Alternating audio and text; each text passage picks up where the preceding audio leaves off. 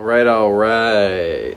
I'm about to actually head out the door, but I decided I'm gonna brew some coffee first because I got some really delicious stuff going on here. This is a Peru from Conduit Coffee, and it's like totally tasting like chocolate milk right now. Smooth, sweet, and chocolatey. So I feel like I'm gonna have some of that. What I'm actually gonna do is, so my apartment's a disaster because I'm moving shortly. So the only thing I have not packed at the moment is the V60. So I'm gonna V60 into my mug and then Coldwave it because I still haven't packed the Coldwave. So let's see if I can do this one-handed.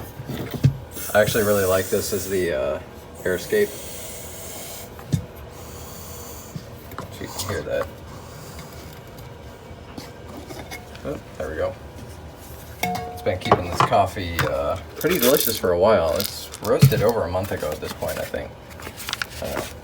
I don't have a date on the bag. It's definitely been over a month.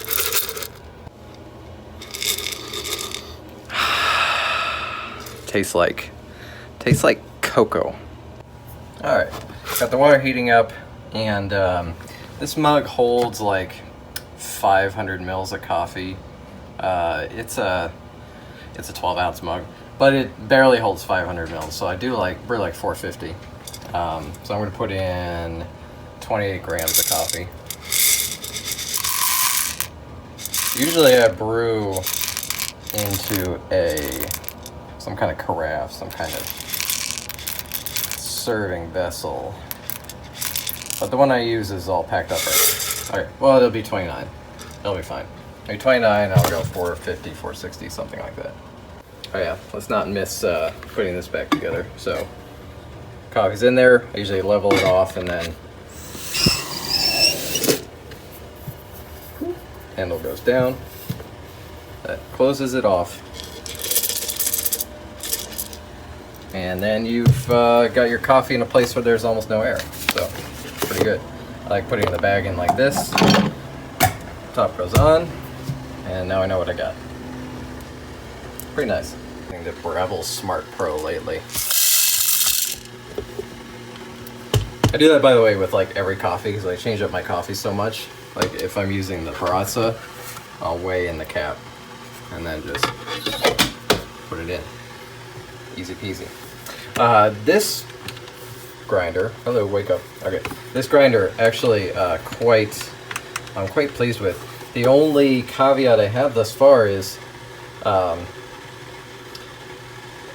so when I'm brewing like drip, I'm like all the way up in here. I'm doing it on the V60, so I'm actually going a little bit finer right now. But on the Kalita Wave, I've been going all the way up to here. Actually, my grind time is off because I was doing a large batch, but that's irrelevant. But this only goes up to 60, and I'm not sure if that's quite coarse enough for a French press. It's actually perfect for the Espro press, which I'll get to in another video. Anyways, kind of getting off on tangents here with the gear. Super fun to geek out about. Just get fun gear, make good coffee. One of the things I like about this machine, the grind consistency is superb. Like the variation in grind size is the least amount of sub $200 machines that I've used thus far. So good quality grinder. I haven't used it with espresso yet because the machine I have has a built-in grinder, but I'll probably play around with that. Anyhow, I'm gonna grind my coffee and get to brew in 1 second. I need to get a stand for my phone. Okay, filter. I know a lot of people miss out on this. This little tabby thing here, just fold it over, just like that. And then you have your cone. Easy peasy. Yes. Wow. Okay. Water's hot now, but we have to rinse the filter first. Normally I would actually use 2 hands here to try to hold the filter in. I'm going to drop some water in the center to kind of settle the filter, and I'm going to pour around the edges. I try to get the filter set on the sides and to get you know, these like creases down.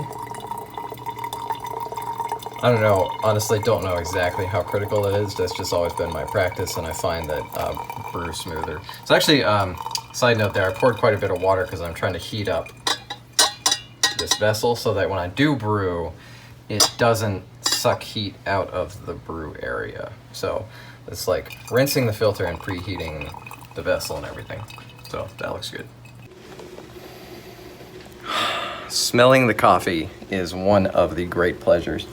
It smells like cocoa, and I actually get a little bit of green pepper on there, but mostly just smells like a dark chocolate. Wish you could smell this. Oops, I didn't tear my scale. Tisk tisk. I know there's like 29-ish grams in there, but you know. Okay, scale teared. Usually I'd flatten the bed a little bit. I don't know if you can tell, but it's a little mounded. But I'm recording with one hand, so. In the bloom. So I don't get super crazy with my methods here. You notice, no timer or anything like that. Hang on. I don't want to carry you back and forth from here to the stove. But I do this bloom and I do this swirl in the bloom. I find it helps, make sure I said it there correctly. I find it helps saturate everything. I could maybe stir, but I always ended up over extracted when I like to use the spoon to stir. So I just do that, and I can let it sit for a little bit, but that's pretty good. This is, like I said, this is like a bit of an older coffee, so there's less gas going to be coming off of it. We pour.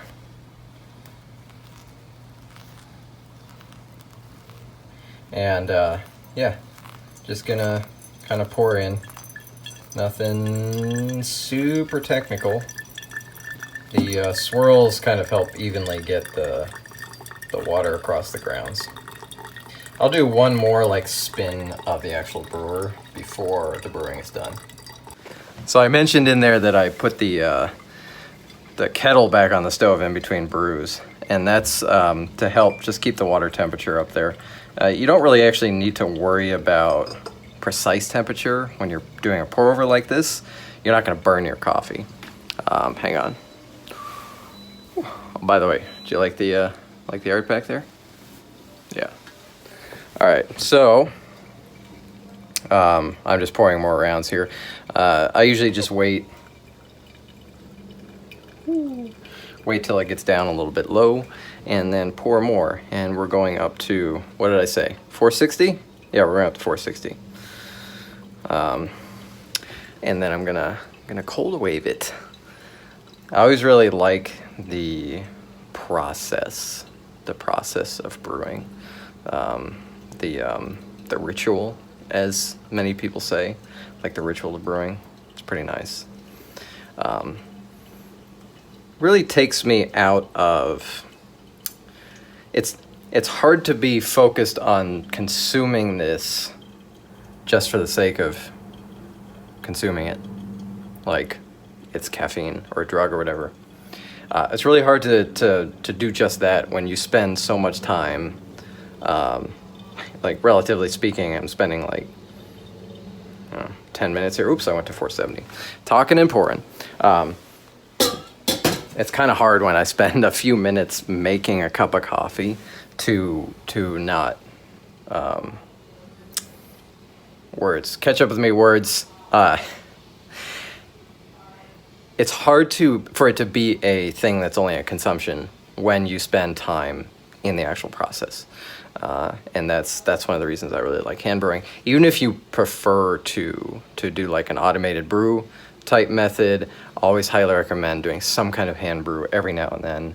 It really brings you into the coffee in a fantastic way, I think. And we're almost done here. Just dripping down the last bit. I'm gonna get my Coldwave in a moment. So yeah, I went up a little bit, 470. I'll be fine. I'll be fine. And there we go. Grind's a little fine on this, but I've been enjoying the result. So I say it's a little fine because it looks kind of muddy. That usually indicates your grind is a little too fine with a brew method like this. And you can see 470. I had a little bit of room left. But anyhow, like I said, I've been enjoying the result with this. So I'm going to take this off and then get the Coldwave set up, and I'll be right back. This is a little bit ridiculous because I'm doing like coffee brewing stuff in a white shirt. Coldwave time. Look how difficult this is. We're making iced coffee here, folks. Iced coffee. That's the blocks of frozen tubes. You can see it's a little stained. I've been doing a lot of coffee in it. I can actually run this through the dishwasher, so I'm going to do that soon. But for now, here we go.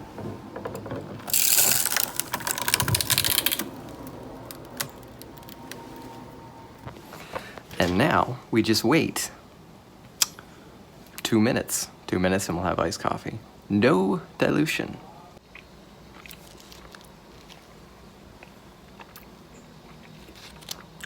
Cherry pie, Larabar.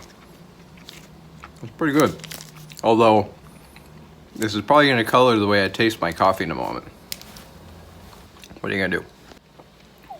One thing I've noticed, when I eat simpler foods, at least for myself, makes it so much easier to figure out what it is you're tasting. Like, the Larabar is well known for like being 3 or 4 ingredients at most.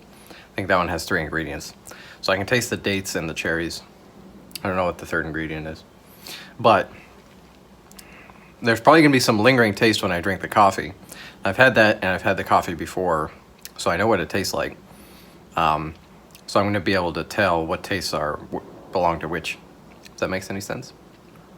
Just some interesting observation, I think. All right, that's long enough. I'm just gonna do a taste here.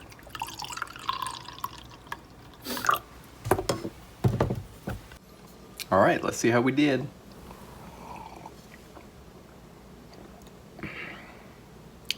It's like dark chocolate. Actually, it could be a little more chill. I probably didn't wait long enough. A little hungry for a tasty coffee. Oh yeah, there we go. Yeah, it's like a medium chocolate bar.